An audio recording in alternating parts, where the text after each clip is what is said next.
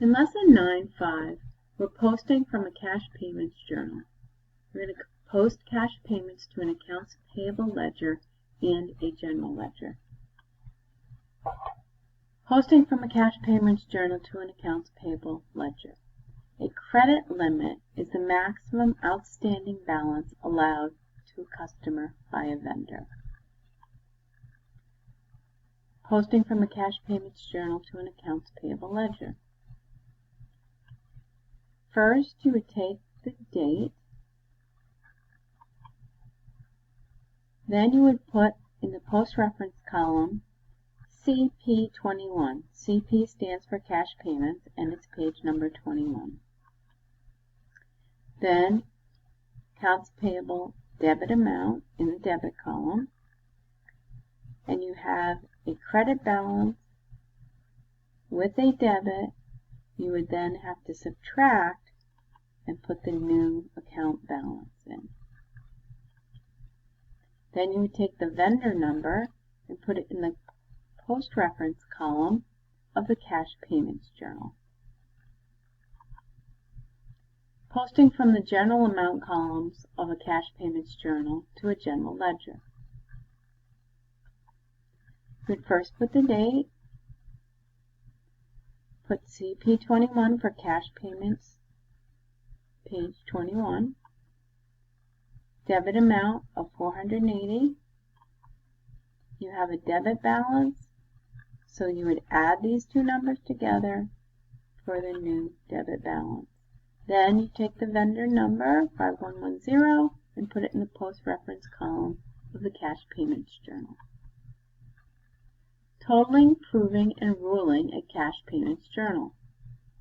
At the end of the month, you would total the cash payments journal. So whatever the last date of the month is, you would put there in the date column. You would then write totals. Notice it has an S because there's more than one total. Put a single rule line, and then you would add up the column totals. Then you would double rule. Posting from the special amount columns of a cash payments journal to a general ledger.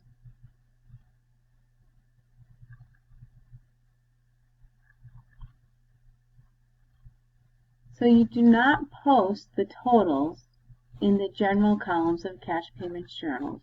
You would put check marks underneath those totals. For accounts payable debit, the total, you would go to the accounts payable ledger, put the date of the 30th, CP22, which stands for cash payment, page 22. You would do that for also for the purchase discount and cash. For accounts payable, you would put the debit. When you post to the purchases discount, it's a credit. And when you post to cash, it is a credit.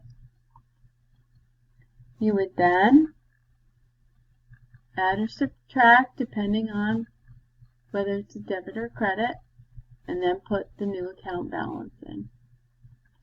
You would then take the account numbers and put them under the appropriate columns for accounts payable debit, purchases, discount credit, and cash credit. Completed accounts payable ledger. After everything's posted, this is what the accounts payable ledger looks like. These are all your vendors, and the balances are the balances that you owe those vendors. Proving the accounts payable ledger. A listing of vendor accounts, account balances, and the total amount due to all vendors is called a schedule of accounts payable. You put the name of your company, schedule of accounts payable, and the date. You would list all of your accounts that you owe money to, all of your vendors. And then the last line you put total accounts payable, and you add up what you owe all of your vendors. In which column of the cash payments journal are the amounts that are posted individually to the accounts payable ledger? That would be accounts payable debit. List the 5 steps for ruling cash payments journal at the end of the month. Rule a single line across all amount columns. Write the date in the date column. Write totals in the account title column. Write each column total below the single line. Rule a double line across all amount columns. What is the relationship between a controlling account and a subsidiary ledger? A controlling account balance in a general ledger must equal the sum of all account balances in a subsidiary ledger. That means all of the vendors, if you add up everything you owe, should equal what is in the accounts payable account. That's the end of lesson 9.5.